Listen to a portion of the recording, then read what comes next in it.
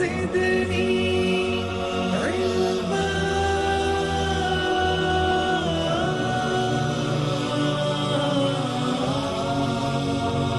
رب زدني علما.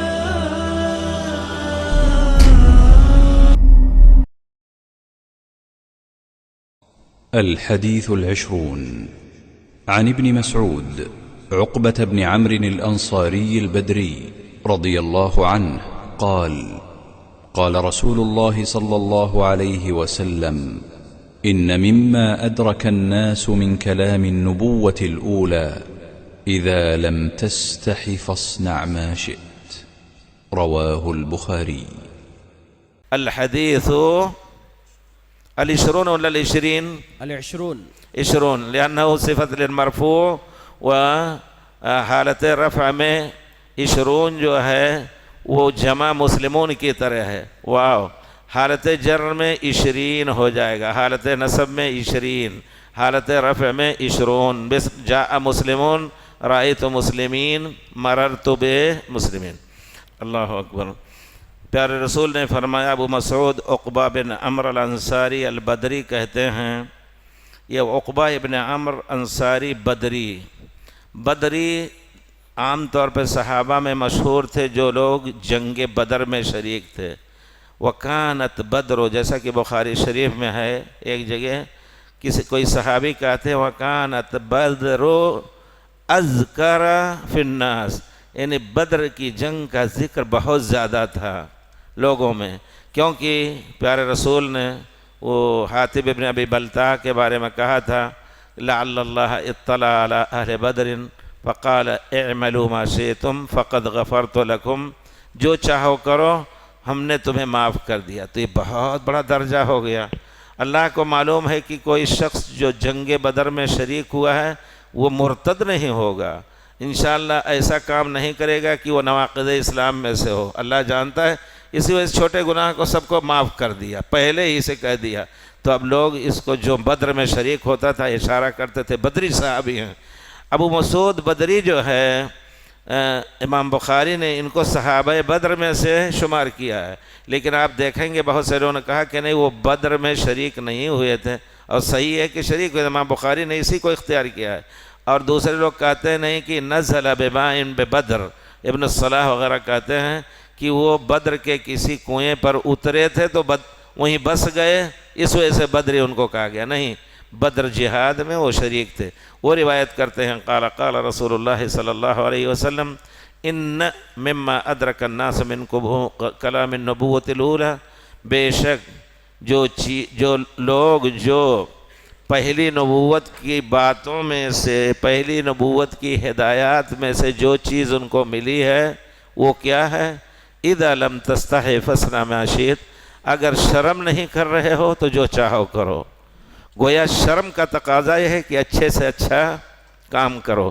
اذا لم تستحی فاصنع ما شئت، یا کوئی ایسا کام، دوسرا معنی یہ ہے کوئی ایسا کام جس میں شرم کی بات نہ ہو تو اس کو کرو، لیکن جہاں شرم کی بات آتی ہے تو سوچ لو، سوچ سمجھ کر کے قدم اٹھاؤ. دوسرا معنی وہی مشہور ہے کہ بے شرم ہو جاؤ تو جو چاہو کرو. ان مما ادرک الناس من کلام النبوۃ الاولی، اس کے بارے میں آپ کیا کہیں گے کہ یہ پیارے رسول کی حدیث ہے یا پرانے نبوت کی حدیث ہے؟ کیا کہیں گے؟ پرانے نبوت کی اگر حدیث رہی ہے، اگر پرانی تعلیمات میں حضرت داؤد کے، حضرت سلیمان کے، حضرت ابراہیم کے، حضرت عیسیٰ موسیٰ کسی کے، لیکن جب پیارے رسول کی زبان مبارک سے یہ الفاظ نکل گئے تو یہ حدیث رسول ہوئے، حدیث رسول ہوئے صلی اللہ علیہ وسلم. تو ہم کہہ سکتے ہیں کہ پیارے رسول نے فرمایا کہ یہ پہلی امت کے کتابوں میں تھا، لیکن حدیث میں پیارے رسول نے فرمایا اذا لم تستحی. اتنا بھی کہہ سکتے ہیں، ضروری نہیں ہم کہیں کہ یہ پہلی نبوت کی کتابوں میں تھا، ہم اتنا کہیں حدیث شریف میں پیارے رسول نے فرمایا اگر شرم نہ کرو تو جو چاہو کرو. یہ عام لوگ کہتے ہیں کچھ نہیں شرم ہے، بے شرم ہے جو چاہے کرے، لوگ کہتے ہیں یہی معنی ہے، سمجھ لیجیے. تو حیا کیا ہے؟ الحیاء الایمان، حدیث یا پوری یاد کریں. اب الایمان بضع و سبعون شعبہ، اعلیٰ لا الہ الا اللہ و ادناہا اماطۃ الاذی والحیاء شعبۃ من الایمان، شرم کرنا یہ بھی ایمان کی ایک شاخ ہے۔ شرم کس کو کہتے ہیں؟ کوئی تعریف کر، اردو شرم کا ترجمہ کیجئے، ایسی چیز ہے جس کا ترجمہ مشکل ہے نہیں۔ شرم کس کو کہتے ہیں؟ فلاں شرم کر رہا ہے، شرم ایسا لفظ ہے کہ وہ مشہور۔ اسی طرح حیا کا لفظ مشہور ہے، لیکن اس کو آپ یہ کہیں کہ حیا کے معنی ہر وہ چیز جس کو لوگ قبیح سمجھتے ہوں اس کے کرنے سے رک جائے آدمی، یہی حیا ہے، حیا ہے جی۔ تو شعر ہے کس کا؟ فرزدق یا جریر کا، وہ شاعر بہت اونچا، وہ کہا کرتا تھا اس کی بیوی کا انتقال ہو گیا، اس کا پورا شعر پڑھ کر کے آدمی روئے بغیر نہیں رہے گا۔ بیوی کا انتقال ہوا تو اس میں کہتا ہے من جملہ، پورا یاد نہیں ہے لیکن یاد کیا تھا پرانے زمانے میں، لولا الحیاء لہاجن استعبار، اگر شرم کی بات نہ ہوتی تو خوب روتا، ٹوٹ پھوٹ کر کے روتا۔ لولا الحیاء لہاجن استعبار، عبرات آنسو کو کہتے ہیں، شرم کی بات نہیں ہوتی تو میں خوب روتا۔ لولا الحیاء لہاجن استعبار ولزرت قبرک والحبیب یزار، تمہاری قبر کی زیارت کرتا کیونکہ محبوب کی زیارت کی جاتی ہے۔ وَلَقَدْ نَظَرْتُ وَمَا تَمَتُّعُ نَظْرَةٍ فِي اللَّحْدِ حِينَ تَمَكَّنَ الْحَفَّارُ، میں نے تمہاری قبر کھودتے ہوئے دیکھا، ہمیں اس سے کوئی دلچسپی اور کوئی لذت نہیں ملی۔ ایسی جگہ سے لذت کیا ملے گی کہ محبوب کے لیے قبر کھودنے والا قبر کھود رہا ہے۔ اس کے بعد پھر کہتا ہے وَلَقَدْ أَرَاكَ، گویا نہلا دھلا کر کے کفن پہنا کر کے لے جا رہے ہیں قبرستان کی طرف۔ وَلَقَدْ أَرَاكَ كُسِيتَ أَجْمَلَ مَنظَرٍ وَمَعَ الْجَمَالِ سَكِينَةٌ وَوَقَارٌ، میں دیکھ رہا ہوں کہ خوبصورت پہنا کر کے تمہیں لے جا رہے ہیں لوگ، اور خوبصورتی کے ساتھ پورے جمال اور وقار کے ساتھ تم جا رہی ہو۔ وَاللَّهْتِ قَلْبِي إِذْ عَلَتْنِي كِبْرَةٌ، میرے دل کو تو نے یعنی غم سے بھر دیا اس وقت جب میں بوڑھا ہو رہا ہوں۔ وَبَنُوكِ حَوْلِي صِغَارُ، تمہارے لڑکے چھوٹے ہمارے ارد گرد رو رہے ہیں۔ تو مطلب یہ ہے کہ وہ حیا کا لفظ وہاں ہے، لولا الحیاء لحاجن استعبار، شرم کی بات نہ ہوتی تو روتا۔ تو شرم وہ چیز ہے کہ ہر اس چیز سے جس کو لوگ برا سمجھیں اس سے آدمی رک جائے۔ یہ بھی ایسی چیز ہے جو فطری بھی ہوتی ہے اور کسبی بھی ہوتی ہے۔ بعض لوگ پیدا ہی ہوتے ہیں ان کے اندر شرم ہوتی ہے، بڑے ہو کر کے شرم کرتے ہیں، چاہے وہ مسلم ہو یا غیر مسلم ہو، اور بعض لوگ ہوتے ہیں بچپن ہی سے بے شرم ہوتے ہیں، اللہ معاف کرے۔ تو یہ کسبی چیز ہے، جیسا کہ حلم اور انات اور جلد بازی نہ کرنے کی عادت بھی۔ تو کہتے ہیں پیارے رسول فرماتے اذا لم تستحی فاصنع ما شئت، گویا بہت سی چیزیں ایسی ہیں کہ آدمی شرم میں وہ غلط کام نہیں کرے گا۔ بہت سی چیزیں ایسی ہیں جو شرم میں، اب بہت سے لوگ ہوتے ہیں، لیکن کون سا شرم؟ ان اللہ لا یستحی من الحق، حق بات میں شرم نہیں کرنی ہے۔ کسی کو غلط کام کرتے ہوئے دیکھا، وہاں شرم کریں گے، باپ بھی ہو بیٹا بھی ہو، لیکن ادب کے ساتھ تنبیہ کرنی، وہاں شرم کی بات نہیں ہے۔ وہ مکے میں ایک آدمی تھے تو ان کی بیوی آئی ہماری بیوی کے پاس، تو کہتی ہے اب کہ اگر عمرہ کرنے جانا ہو تو مجھے بھی ساتھ لے جانا، اور آپ لوگوں کے ساتھ میں جا کر کے احرام باندھ کر کے عمرہ، تنعیم سے مکے والوں کو جانا رہتا ہے بہرحال۔ تو بیوی نے پوچھا کیوں نہیں جاتے تم، بچوں کو لے لو، میاں پہنچا دیں، ان کے پاس گاڑی ہے۔ کہا ہمارا میاں کہتا ہے کہ مجھے احرام پہنتے ہوئے شرم معلوم ہوتا ہے۔ اب آپ سوچئے یہ عجیب ہے، ایسے ہی کہتی ہے، وہ کہتی ہے میرا میاں کہتا ہے کہ احرام پہنتے ہوئے مجھے شرم معلوم ہوتی ہے۔ اس کا معنی ہے کہ اس نے عمرہ بھی نہیں کیا ہوگا، حج بھی نہیں کیا، وہ مطلب وہیں کا تھا۔ تو عجیب ہیں لوگ۔ تو شرم کی جو ممدوح اور محمود شرم ہے وہ یہ کہ شریعت کے مطابق ہو، اور اگر کوئی چیز نیک کام سے روک رہی ہے تو وہ شرم صحیح نہیں ہے۔ ان اللہ لا یستحی من الحق، اللہ تعالی حق سے جی۔ دوسری بات یہ ہے کہ کلام نبوت الاولیٰ، نبوت پرانے زمانے کے بنو اسرائیل کی بات اور کچھ، اس کا لینا جائز ہے کہ نہیں؟ جیسے کہ یہاں بات آتی ہے، کہتے ہیں کچھ لوگ ہیں آج کل برادر حضرات، برادر، ان کو عالم نہ کہیے، برادر حضرات کہیے، انہوں نے فیشن بنا رکھا ہے کہ اگر غیر مسلم میں کام کرنا ہے تو ان کی کتاب کو حفظ کریں اور ان کی کتاب کو حفظ کرائیں. نہیں، ہمیں اس حد تک حق نہیں ہے. اتنا ہے کہ پہلے آپ قرآن اور حدیث سے عقل کو، ان کے قرآن حدیث سے بڑھ کر کے عقل کو چیلنج دینے کے لیے ان کو اور کسی چیز کا حوالہ آپ نہیں دے سکتے. عقلی طور پر کتنی غلط بات ہے کہ تم بتوں کی پوجا کرتے ہو. جو اللہ پیدا کیے، جو دیکھتا اور ہمیں تمام نعمتیں دیتا ہے وہ، اور یہ بت کی پتھر کی جو اپنے ہاتھ سے بناتے ہو اس کو پوجتے ہو. حضرت ابراہیم نے کیا کہا تھا؟ تعبدون ما تنحتون، اپنے ہاتھ سے گھڑ کر کے اس کو بناتے ہو پھر پوجتے ہو. وہ ایک پتھر کی جس کو ہم نے تراش کر کے صنم بنایا، نہ جانے کس بے خودی میں افسر میں آج تک پوجتا رہا ہوں. یہ حقیقت ہے. سوچے آدمی تو بے خودی ہی ہے، بے عقلی ہی ہے. سمجھا کر کے اب اگر کہیں ان کے کتاب میں مل رہا ہے، وید میں اور کہیں جہاں توحید کی دعوت ہے، تو بے شک اس کو استعمال کیا جا سکتا ہے. جس کو تم مانتے ہو دیکھو اس میں بھی ایسا ہے. تم کہتے ہو گوشت کھانا حرام ہے، فلاں تو گئے تھے اس حالت میں حادثہ ہوا تھا، وہ شکار کرنے گئے تھے جن کو تم مانتے ہو دیوتا. تو اس کے اچھے انداز سے سمجھایا جا سکتا ہے. تو پہلی کتاب چاہے یہود و نصارہ کی ہو، ان کو لینے کی ضرورت ہمیں نہیں ہے. البتہ اگر ہماری شریعت کے مطابق کوئی چیز ان کے اندر ہے تو لے کر کے ان کے سامنے پیش کر کے متاثر کیا جا سکتا ہے. پیارے رسول نے خود ایسے کہا. لیکن یہ کیا جائے کہ بالکل اس کا ذکر بھی نہ ہو، یہ بھی صحیح نہیں ہے. یہ بھی ایک طریقہ ہے کہ جس چیز کو آپ سچ مانتے ہیں اسی کا حوالہ دے کر کے آپ کو کسی چیز پر آپ کو قانع کرنا ہے کہ آپ پورے طور پر سمجھ لیں. پیارے رسول کے پاس دو یہودی، ایک یہودی ایک یہودیہ نے زنا کیا، تو انہوں نے آ کر کے کہا کہ انہوں نے زنا کیا ہے، ان پر کیا حد کیا جائے؟ تو پیارے رسول نے فرمایا ما تجدون فی التوریت، توریت میں تمہیں کیا حکم ملتا ہے؟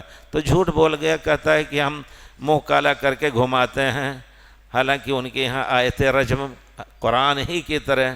تو حضرت عبداللہ ابن سلام پیچھے بیٹھے تھے، بلایا فاتو، اللہ تعالیٰ نے خود وحی آئی فوراً. دیکھیے وہ وحی فوری، قل فاتوا بالتوراۃ فاتلوها ان کنتم صادقین، توریت لے کر کے آؤ اگر تم سچے ہو کہ اس میں رجم نہیں ہے تو لاؤ پڑھ کر کے دیکھا جائے. لے کے آیا، دائیں بائیں پڑھتا رہا، اصل آیت رجم اس نے پڑھی نہیں. حضرت عبداللہ ابن سلام نے کہا ارفع یدک یا عدو اللہ، اللہ کے دشمن ہاتھ اٹھاؤ. اس ہاتھ کے نیچے آیت رجم کو چھپا رکھا تھا. تو پیارے رسول نے خود استدلال کیا ضرورت کے تحت. اور اگر کوئی چیز ان کی کتابوں میں ہماری شریعت کے خلاف ہے تو اس کا ذکر کرنا صرف اس طریقے سے جائز ہے کہ اس کی تردید کی جائے. ہماری شریعت کے خلاف پڑھ رہا ہے تو ان کی تردید کے لیے ہم ذکر کریں. اور اگر کوئی چیز ایسی ہے، قصہ ہے پرانے زمانے کا، جس میں ہماری یہ شریعت سے کوئی جز اس کا ٹکراؤ نہیں ہے ہماری شریعت سے اس کا، تو اس کو بیان کرنا جائز ہے. تصدیق تکذیب نہیں کہ جھوٹا ہے سچا، صرف بیان کر لینا جائز ہے. صحیح بخاری میں ہے حدثوا عن بنی اسرائیل ولا حرج، بنی اسرائیل کی روایتوں کو بیان کرو، لا تصدقوا ولا تصدقوهم ولا تکذبوهم، نہ تصدیق کرو نہ جھٹلا، ہو سکتا ہے صحیح ہو.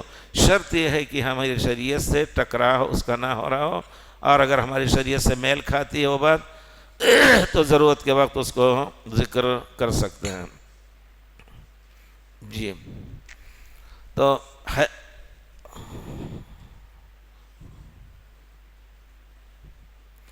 هل حکم استعانہ بالجن شرک حتی لو هو حاضر قادر حی. یہ بڑا ایک گنجلک مسئلہ ہے. کسی جن سے جس کو آپ جانتے ہو مسلمان ہے، اس سے مدد لینی جائز ہے کسی جن کو چھڑانے اڑانے کے لیے لوگ کرتے ہیں. ایک صاحب کو میں نے دیکھا وہاں میرے پاس آئے، خود اصل میں پڑوس میں تھے، اور ان کا بھائی ہمارے پڑوس میں رہتا تھا، وہ دوسری جگہ ریاض کے راستے میں رہتے تھے. آئے تو یہ کام کرتے تھے. وہ کام کیسے شروع کیا انہیں تھوڑا سا ٹائم لگے. وہ ایسا تھا کہ ان کی بیوی کو واقعی ایسا مس ہوا جن کا کہ وہ گھر تو بنا لیا پکا، لیکن وادی کچی، گاڑی بھی کچی جگہ پہ کھڑی ہے، کنکریاں وہاں کی آپ دیکھیں، پرانی وادی ایک دم ایسے کام صفا. تو انہوں نے کہا کہ رات میں ننگی نکل کر کے بھاگتی ہے. آدمی نیک تھے، حیات الامر بالمعروف میں کام کرتے تھے. تو رات میں کہا بہت پریشان ہوتے اور آ کر کے پکڑ کے پڑھتے، تہجد میں روتے بہت زیادہ. اچانک 2 جن حاضر ہوئے ایک دم اور کہا کہ ہم تمہاری رات کے اندھیرے میں، کمرہ بند ہے سب کچھ. اب سوچئے، میں نے ان سے بات سنی، وہ کہتے ہیں کہ انہوں نے کہا کہ ہمارے مدد کی ضرورت ہے تو ہم تمہارا بھائی، ہم مسلمان ہیں، مدد کریں گے. اور طریقہ یہ ہے کہ آیت الکرسی پڑھو، ہم حاضر ہوں گے تو تمہارا ہاتھ اچانک اٹھ جائے گا، خود سے بے اختیار حاضر ہو گئے اور ہم انشاءاللہ مدد. تو مجھ سے پوچھا یہ جائز ہے کہ نہیں. میں نے بہت سوچ سمجھ کر کے کہا کہ اس طرح استعانہ جائز نہیں ہے، کیونکہ ان کے بارے میں ہمیں علم نہیں. دعویٰ تو کر لیا کہ ہم مسلمان ہیں، ہو سکتا ہے آپ کو نقصان دینا چاہیں، لیکن وہ بھائی کہہ رہے تھے کہ انہوں نے واقعی مدد کی، ان کی فوج نے جنگ کیا، خون خرابہ ہوا تو ہماری بیوی کے جن کو مارا انہوں نے. اس کے بعد یہ ان کا خود تجربہ ہے، یعنی نیک آدمی ہیں. تو پھر بھی ہم نے کہا بھائی جن سے مدد نہ لیجئے، کیونکہ پیارے رسول صلی اللہ علیہ وسلم کے صحابی بھی جن تھے. میرا استدلال یہی، جو کام پیارے رسول نے نہیں کیا ہے وہ نہیں. پیارے رسول کے صحابہ بھی جن تھے اور وہ پیارے رسول ہی کے پاس آئے اور سب کچھ ہوا. پیارے رسول کے اوپر جادو وغیرہ کا اثر ہوا، آپ نے وہ مدد نہیں لی. کون سی؟ اللہ تعالیٰ نے معوذات اتاری، اس سے آپ نے پڑھ کر کے اور اپنے کو جادو کے اثر سے، جادو جن اور شیطان ہی سے ہوتا ہے، تو دور کیا. اس وجہ سے صحیح نہیں ہے.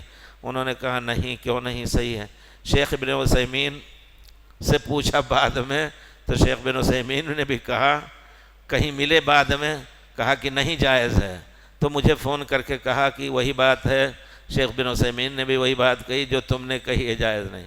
تو میں آج بھی آپ کے سامنے یہی کہتا ہوں کہ آپ ان سے مدد نہ کوئی بھی جو رقیہ کر رہا ہے وہ رقیہ شرعیہ قرآن اور حدیث کے مبارک الفاظ سے، اور کسی سے مدد لینے کی ضرورت نہیں ہے، ورنہ کبھی الٹا بھی کر سکتے ہیں. اس کی تفصیل بڑی لمبی، میں نے اس باب میں بڑا مطالعہ کیا ہے اور کچھ لوگوں سے ملاقات کی جو پاکستان سے آئے تھے، واقعی بڑے ماہر تھے جنوں کے استعمال میں. ایک مرتبہ ایک دوست نے کتاب دیا کہ اس کو ذرا سا دیکھ دو، ہم چھاپیں گے وہاں اور آج شام کو حرم میں لے آنا. میں حرم میں نہیں لے گیا، اور وہ رات ہی میں 9-10 بجے ان کی فلائٹ تھی جدہ سے. تو انہوں نے کہا کتاب لائے نہیں؟ ہم نے کہا نہیں، اب پھر لے لینا، بعد میں بھیج دیں گے یا بعد میں چلے جاؤ. تو کہا ایک بزرگ ہیں، ان کے ذریعے سے ابھی 5 منٹ میں کتاب آ جائے گی. میں نے کہا اللہ کے بندے، تم اس نیک عقیدے والے، تم ایسی غلط بات کر. تو کہا واللہ آ جائے گی، حرم میں قسم کھا رہا. میں نے کہا اچھا چلو. تو گئے بیٹھے، کہا دیکھیے آپ کے اوپر یہ افطرا باندھ رہے ہیں، کہہ رہے ہیں ابھی کتاب منگا دیں. کہا قصہ کیا ہے؟ تو کہا آپ اجازت دیں تو ابھی کتاب 5 منٹ میں آ جائے گی. 5 منٹ بھی نہیں لگے گا، ایسے ہی کہا انہوں نے. مجھے بڑا تعجب ہوا. ہم نے کہا اچھا اب آپ نہ جائیے، آپ کہیں نہ جائیے، ٹائم تو نہیں جا رہا ہے، پھر آپ کے اوپر ہوگا. تو نہ جائیے، صبح آئیے، جمعرات ہے، چھٹی ہے، ناشتہ کریں گے. میرا مقصد تھا ان سے کچھ معلومات لینے کے. تو آئے، وہ بھی نہیں گئے. میں نے کہا کہ میں آپ کا امتحان لینا چاہتا ہوں، میں نے ایک امانت رکھی ہے کسی کی، وہ لے کر کے یہاں آ جائیے. آپ نے کہا تھا کتاب پہنچائیں. کہا وہ کیا ہے؟ ہم نے کہا کیوں بتاؤں، آپ کو نہیں بتاؤں گا. اور میں نے کہا کیا چیز ہے؟ بار نے کہا نہیں. اس کے بعد آپ یقین جانیے تھوڑا سا پتہ نہیں کیا پڑے دندنائے کچھ. جب کوئی رقیہ کرنے والا یا اس قسم کا آدمی چپکے سے پڑھے تو شبہ ہوتا ہے، کہیں شرکیہ استعانہ تو نہیں کر رہا ہے. ایسے کے پاس کوئی نہ جائے. میری جو تاکید ہے، ہم نے جو معلومات لی ہے، پاکستانی وہاں بہت سے آتے ہیں، یہ کام کرتے ہیں اور کچھ، تو چپکے سے کوئی جو پڑھنے لگے کچھ کسی کے اوپر، تو اس کو آپ اس کے قریب نہ جائیں. خطرہ ہے کہ وہ شرکیہ رقیہ کر رہا ہو. تو کچھ دندنائے ہو. اس کے بعد وہ امانت کسی کی پیسے کی تھی میرے پاس، اس پہ لکھا تھا فلاں کی امانت وسیع اللہ محمد عباس کارٹون میں باندھ کے کتابوں کے ساتھ رکھا تھا. ہم نے کہا اچھا پکڑ کے رکھیے. گئے کارٹون کھولا, نمبر واقعی نہیں ہے اس میں, اور وہ کھلا بھی نہیں تھا, کیسے لے کے آئے؟ یہاں عقل حیران ہو جاتی. پھر اس کے بعد ہم نے کہا کہ اچھا واپس کر دیجئے. واپس کیا اور وہ کارٹون بند کر دیا تھا, اس میں واپس ہو گیا, دیکھا واپس ہے. تو یہ کرتب تو دیکھا ان کا. پھر ہم نے کہا نہیں, آپ کچھ سنا رہے تھے, منمنا رہے تھے, کیا کوئی شرکیہ بات پڑھ رہے ہیں؟ کہا نہیں واللہ قرآن کے علاوہ اور کچھ نہیں پڑھتا ہوں. بہرحال بڑے کامیاب تھے وہ. کہتے ہیں لوگ کہ جب وہ مٹھائی کھانا چاہتے تھے لاہور کی اور کراچی میں ہوتے تھے, تو کسی نے ایک مرتبہ کہا کہ مٹھائی کھلائیے لاہور کی فلاں دکان کی. کہا حلال کھاؤ گے یا حرام؟ تو کہا حلال کھاتے. کہا لاؤ, اس کی قیمت 2 جتنی ہوتی ہے. قیمت دیا اور تھوڑی دیر کے بعد پورا رسید کے ساتھ تو اس طرح کرتے ہیں لوگ. لیکن یہ چیز جو ہے بہرحال اطمینان کی نہیں ہے. اللہ تعالیٰ نے اگر اس کو اطمینان کی چیز رکھا ہوتا تو پیارے رسول صحابہ ان سے مدد لیتے, وہ مدد کرائیں. بھائی کوئی جن ہو تو ناراض نہ ہو, میں ایک حقیقت بتا رہا ہوں. درس میں حاضر ہوتے ہیں, درس میں مکے میں حاضر ہوتے ہیں, ایسا تاکید ہوا ہے الحمدللہ. تو ہم آپ کو برا نہیں کر رہے ہیں. اگر اللہ سے ڈر کر کے کوئی رہتا ہے تو انشاءاللہ کسی کو ستائے گا بھی نہیں. ونعوذ باللہ من الشیطان الرجیم من ہمزہ ونفخہ. یہ حدیث تو مجھے بالکل پہلی مرتبہ سن رہا ہوں آپ سے. دوسری بات یہ ہے کہ مجالس میں آتے ہیں اور بیٹھتے ہیں, کس نیت سے بیٹھتے ہوں اب وہ لمبا ہو جائے گا قصہ, لیکن کئی قصے ایسے ہیں. اچانک درس دیتا رہتا ہوں, وہ کرسی چوڑی ہے, اچانک کوئی ایسی چڑیا آ کر کے یہاں بیٹھ جاتی ہے, بڑے ہی اطمینان سے, نہ کوئی ڈر ہے, لوگ بیٹھے ہیں اس طرح, اور تھوڑی دیر کے بعد اڑ جاتی ہے. ایسے لوگ پکڑتے ہیں, کچھ نہیں. اور غریب قسم کی چڑیا, بلی آ گئی عجیب شکل کی اور ایسے بیٹھ جاتی ہے, بیچ میں آ کر کے بیٹھ جاتی ہے, سبحان اللہ. تو لوگوں نے محسوس کیا, اس کا اندازہ اس طرح کہ میں لندن گیا تو لسٹر کا ایک لڑکا جو لائر اب تو ہو گیا ہے, وہ بہت ہی پکے بدعتی ماں باپ کے گھر کا, پورا پاکستان سے ایک کالا پیر بتاتے تھے, اس کا پیر دھوتے تھے, پیتے پلاتے تھے. یہ بچے کو دیکھیے, وہاں لڑکے الحمدللہ بڑے جینیس ہوتے ہیں. ایک لڑکا ہے شعیب نام کا, یونیورسٹی میں اس کا ساتھی تھا, تو اس نے جب بیان کیا ہمارے یہاں پیر آئے ہیں اور ہمارے والد کہتے ہیں اس کا پیر پیو, میری طبیعت نہیں چاہتی ہے, تو کہا یہ تو بہت بڑا جرم ہے, گناہ ہے پیر کا پیر پینا اور بیعت کرنا یہ اور وہ. اب اس کے ذہن میں بات آ گئی, کہا ہمارے شیخ آ رہے ہیں. اب اس نے 3 دن کی یونیورسٹی سے چھٹی لے لی اور صبح شام کبھی لندن, کبھی مانچسٹر, کبھی اور کہیں 3 جگہوں پر گیا. اس کے بعد پھر والد صاحب سے تھوڑا سا مناظرہ, نہیں کیجیے غلط ہے. ماں تو بیچاری ماں پیاری تھی کہ وہ پیار کرتی تھی, کہتی بیٹا گمراہ نہ ہو. کہا نہیں, یہ اس میں گمراہی ہے اور یہ ہے وہ ہے. اچانک اسی پیر نے اس کے اوپر جن مسلط کیا, جیسا کہ بتاتے ہیں لوگ. ذوالفقار کا نام آپ لوگوں نے سنا ہوگا, جو یہاں شیخ ذوالفقار, ان کا ہنگامہ بھی کچھ آپ لوگوں نے سنا ہوگا. تو وہ ذوالفقار وہاں گئے لسٹر میں, وہ لسٹر کا ہے لندن کے قریب 80 کلومیٹر یا 70. تو گیا تو جیسے ہی پہنچا, السلام علیکم مولانا, اور ایسی اچھی عربی بول رہا ہے. کہا تعجب ہوا مجھے, یہ ذوالفقار کہہ رہے ہیں اتنی اچھی عربی, اور کبھی وہ گیا ہی نہیں, عربی کا ایک لفظ بھی نہیں سیکھا, انگریزی میں پلا ہے. تو کہا کہ آپ تو کل وہاں مکے میں تھے, کیسے آئے ادھر؟ کہا آج ہی پہنچا ہوں. تو کہا اچھا تم مکے سے آئے ہو؟ کہا کس کو جانتے ہو؟ کہا کون کون وہاں استاد ہیں جو حرم میں درس دیتے ہیں؟ کہتے ہیں فلاں ہیں فلاں ہیں, میں رسول اللہ کے درس میں بیٹھتا ہوں. وہ تو چاہتا ہے کہ پوری دنیا علیہ حدیث ہو جائے. کہا سب عربی میں بات کرتا ہے پورے طور پر. اس کے بعد بہرحال علاج ہوا, سب کچھ ٹھیک ہو گیا. بچہ ماں باپ کے پیچھے پڑا رہا, اللہ گواہ ہے باپ بھی ہدایت پا گیا. عمرے پہ آیا تو کافی ہدیہ وغیرہ لے کر کے کہا آپ کے گھر آنا چاہتے ہیں. گھر آیا, کہا بچے کو آپ کے ذریعے سے ہدایت ملی اور بچے کے ذریعے سے ہم لوگوں کو ہدایت ملی. بڑا گارمنٹ کا بہت بڑا کارخانہ ہے, اس میں سوائے پیس ٹی وی کے یا مکے کا حرم کا فوٹو اب کچھ نہیں چلنے دیتا. سب کو سناتا ہے, سب کو کہتا ہے صحیح سنت میں عمل کو, باپ بھی. تو یہ قصے ہیں، بہرحال وہ جن شیطان کے قصے ایسے ہیں کہ پوری رات گزر جائے۔ چلیے اچھا، بسم اللہ الرحمن الرحیم۔ کبر، خالص توحید کے کبر کس کو کہتے ہیں؟ اس کا ترجمہ کلام اس کی تفسیر حدیث شریف میں ہے، الکبر بطر الحق وغمط الناس۔ بطر الحق، حق کو ٹھکرا دینا۔ تو اگر کبر ہے، ان فی صدورہم الا کبر، اس حد تک کبر ہے کہ انبیاء کی بات کو نہ مانے تو کفر ہی کفر ہے۔ لیکن کبھی کبر میں حق بات آپ کہتے ہیں، ارے فلاں کی بات کیا مانو گے، حالانکہ وہ مسلمان ہے، تو بہت بڑا گناہ ہے، گناہ کبیرہ میں سے۔ الکبر لا يدخل الجنة من كان في قلبه مثقال حبة من خردل من کبر، رائی کے برابر بھی کبر ہو تو جنت میں نہیں داخل ہوگا، اگرچہ لا الہ الا اللہ کہتا ہو، لیکن اس کا ترجمہ یہی ہوگا کہ اگر اللہ کی وحدانیت کا اقرار کر رہا ہے اخلاص سے تو کسی مرحلے میں ضرور جنت میں جائے گا، ہمیشہ ہمیشہ ہی۔ یہ ہے کبر، کفر تک بھی پہنچ سکتا ہے، اور اکثر کفر کا سبب یہی کبر ہوتا ہے کہ یہ وہ جو کہتے تھے کہ ہم اراذلنا بادی الرائے، ان کی ہم بات مانیں گے، جو ہم میں سے رذیل لوگ ہیں، تو یہ تکبر کی بنا پر حق بات کو نہیں مانتے تھے، یہ کفر کی بات ہو جاتی ہے۔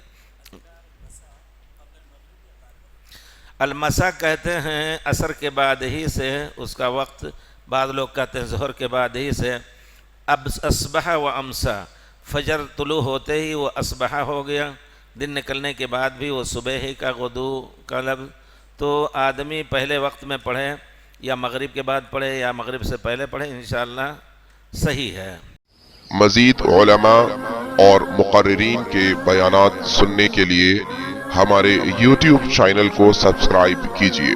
جزاک اللہ۔